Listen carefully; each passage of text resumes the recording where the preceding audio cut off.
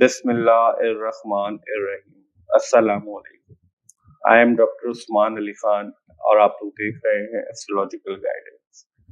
आज की वीडियो में हम बात करेंगे 9000 बर्थ चार्ट के। बर्थ चार्ट के अंदर जो 9000 होता है वो किन चीजों को रिप्रेजेंट करता है और उसको कैसे हम असेस कर सकते हैं अपने बर्थ चार्ट के अंदर। सबसे पहले 9th हाउस जो होता है वो आपकी तालीम को रिप्रेजेंट करता है, आपकी एजुकेशन को, आपके विजडम को। विजडम देखें, एजुकेशन भी 9th हाउस से दी जाती है, विजडम भी, ये दोनों बहुत अलग चीजें हैं, मगर दोनों ही चीजें 9th हाउस से रिप्रेजेंटेड होती है। आपकी higher knowledge means religious knowledge, आपकी रिलीजियस इंक्लिनेशन, आप कितने लॉ अबाइडिंग हैं, आप कितने रूल्स को फॉलो करने वाले हैं, ये चीज भी 9th हाउस रिप्रेजेंट करता है। आपके टीचर्स, आपके मेंटर, देखिए फादर की टीचिंग्स 9th हाउस से देखी जाती हैं, मगर फादर एक्चुअली 10th हाउस से रिप्रेजेंट करता है, मगर फादर की टीचिंग जो पहला टीचर जो आपको लाइफ में मिलता है वो आपके पेरेंट्स होते हैं। इसी वजह से फादर की टीचिंग भी 9th हाउस से रिप्रेजेंट होती है। मगर अगर हम एक्चुअल वे में बात करें तो आपके टीचर्स, मेंटर्स, गाइडर, एडवाइजर, तो आपके लॉयर्स, क्योंकि लॉयर्स भी आपको एडवाइस देते हैं, वो भी 9th हाउस से रिप्रेजेंट होते हैं। रिलीजियस प्लेसेस, रिलीजियस इंक्लिनेशन, आप किससे रिलीजियस हैं, कितना आप रिलीजियस पर्पस के लिए ट्रैवल करते हैं, या आजकल के वर्ल्ड के अंदर लॉन्ग डिस्टेंस ट्रैवल जो होता है जिसके अंदर समंदर पार करना पड़े, वो भी 9th हाउस से रिप्रेजेंटेड होता है, जिसको आप फॉरेन ट्रिप भी कह सकते हैं, चाहे उसके अंदर फन एक्टिविटीज भी इन्वॉल्व हो। आपकी सेकंड मैरिज, क्योंकि 7th हाउस से मैरिज देखी जाती है, और 3rd हाउस जो होता है, 7th हाउस का 3rd हाउस जो है वो 9th हाउस बनता है, तो आपकी जो सेकंड मैरिज होती है उसके मामले में 9th हाउस में देखी जाते हैं। और 9th हाउस आपकी फॉर्चून को रिप्रेजेंट करता है, आप कितने लकी हैं। यहाँ पे एक बात इम्पोर्टेंट ये है कि पहले के दौर के अंदर, एंशिएंट वक्त के अंदर जो वैल्यू दी जाती थी, जो तालीम, जिसको आपका फॉर्च्यून समझा जाता था, जो भी नॉलेजेबल होता था, जितनी भी एजुकेशन, जितनी विजडम होती थी, वो उतना ज्यादा लकी समझा जाता था, ज्यादा फॉर्चुनेट समझा जाता था। और आजकल के वर्ल्ड के अंदर भी अगर जो फॉर्च्यून है आपके पास कितनी तालीम होगी, इल्म कितना होगा, ये 9th हाउस रिप्रेजेंट करता है। 9th हाउस जो होता है वो आपकी रिलीजियस मैटर से रिलेटेड जितनी भी एक्टिविटीज होंगी, जितने भी उसके मामलात हैं, जितनी भी उसकी लॉ अबाइडिंग कितने हैं आप, कितने नहीं है, ये भी सारे 9th हाउस से रिप्रेजेंट होता है। रूल्स रेगुलेशन 9th हाउस से देखे जाते हैं। आपकी post grade education, higher education जो है, इसीलिए हम 9th हाउस के बारे में पोस्ट ग्रेड एजुकेशन जो है उसके जितने भी मामलात हैं हायर एजुकेशन के आपके, ये सारे भी 9th हाउस रिप्रेजेंट करता है।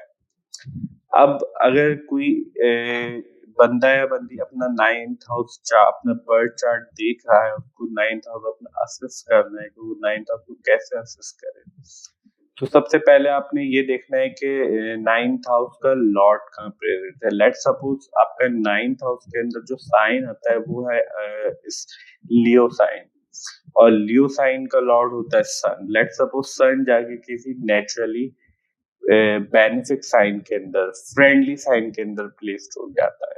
अब friendly sign, let suppose exalted position क्या होती है सन के लिए, वो होती है एरीज साइन के अंदर सन बहुत अच्छे रिजल्ट देता है।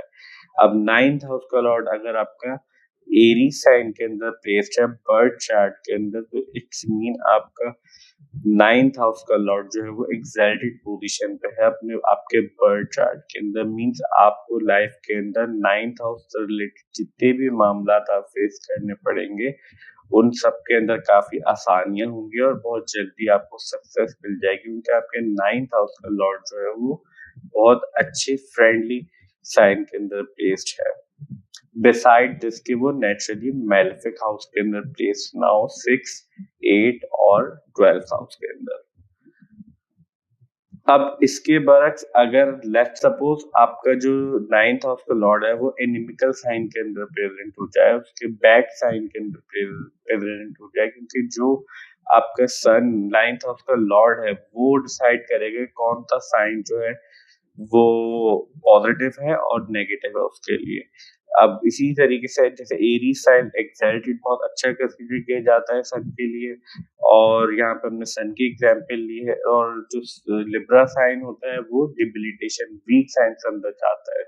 सन को डायरेक्शनल स्ट्रेंथ नहीं मिलती। डायरेक्शनल स्ट्रेंथ का मतलब ये होता है उसके पास इतनी पावर नहीं होती, वो टाइम लेता है उसके अंदर अपने रिजल्ट देने के अंदर, साइंस के अंदर। लेट सपोज अगर एनिमिकल साइन के अंदर प्रेजेंट है तो आपको उतनी ही डिफिकल्टीज फेस करनी पड़ेंगी अपने 9th हाउस के मैटर्स के रिलेटेड, चाहे वो आपकी एजुकेशन के मामला हो, चाहे वो आपके रिलीजियस इंक्लिनेशन के मामला हो, चाहे वो आपके ट्रैवल के मामला हो। पिलग्रिमेजेस जो हज उम्रे की सादत होती है, आप जिस भी रिलीजन से ताल्लुक रखते हैं, किसी भी रिलीजियस प्लेस को आप विजिट करते हैं, किसी भी स्पिरिचुअल प्लेस को विजिट करते हैं, वो सारी चीजें भी 9th हाउस रिप्रेजेंट करता है। अब दूसरी इम्पोर्टेंट चीज ये होती है 9th हाउस को अगर आप असेस कर रहे हैं अपने बर्थ चार्ट के अंदर कि 9th हाउस के ऊपर कौन सा प्लेनेट जो है वो एस्पेक्ट कर रहा है, मींस आपका 9th हाउस जो है उसको कौन कौन सा प्लेनेट किसी भी हाउस से देख रहा है, चाहे वो क्या वो नेचुरली बेनिफिक प्लेनेट है या नेचुरली मैलेफिक प्लेनेट है। अब बेनिफिक जो आपके लिए फायदा दे, मैलेफिक जो आपको नुकसान दे। लेट सपोज सैटर्न जो है वो 7th हाउस से बैठ के अपने थर्ड एस्पेक्ट से आपके 9th हाउस को देख रहा है, एस्पेक्ट कर रहा है आपके बर्थ चार्ट के अंदर, रिगार्डलेस कि आपके 9th हाउस का लॉर्ड जो है वो कहाँ प्लेस्ड है। अभी हम सिर्फ एस्पेक्ट की बात कर रहे हैं, पहले हमने पोजीशन की बात की, अभी हम साइन प्लेसमेंट की बात की। पोजीशन हाउस प्लेसमेंट की यहाँ पे बात नहीं कर रहे, साइन प्लेसमेंट की, पॉजिटिव बेनिफिक साइन में है या मैलेफिक साइन में। अब हम बात कर रहे हैं कि एस्पेक्ट अगर कोई positive planet, naturally positive planet aspect कर रहा है या naturally negative planet mean naturally malefic planet aspect कर रहा है आपके 9th हाउस को। अब लेट सपोज सैटर्न अगर आपके 7th हाउस से बैठ के आपके 9th हाउस को एस्पेक्ट कर रहा है, देख रहा है, तो इट्स मींस कि नेचुरली मैलेफिक प्लैनेट का 9th हाउस को एस्पेक्ट है आपको 9th हाउस के मैटर्स के रिगार्डिंग, चाहे वो आपकी एजुकेशन हो, चाहे वो आपके ट्रैवल के मामला हो, चाहे वो आपकी टीचर्स, मेंटोर्स, आपको किस तरह कितने अच्छे या बुरे टीचर्स मिलेंगे, ये भी 9th हाउस रिप्रेजेंट करता है। आपके सलाहकार, आपके एडवाइजर, आपके मेंटोर्स, आपके कोच, चाहे वो आप स्पोर्ट्स से ताल्लुक रखते हैं तो आपके कोच, आपके ट्रेनर, ये सारी चीजें 9th हाउस रिप्रेजेंट करेगा। आपकी रिलीजियस इंक्लिनेशन, इन सारी चीजों में अगर कोई नेचुरली मैलेफिक एस्पेक्ट कर लेगा तो आपको डिफिकल्टीज फेस करनी पड़ेंगी, डिलेज फेस करने पड़ेंगे।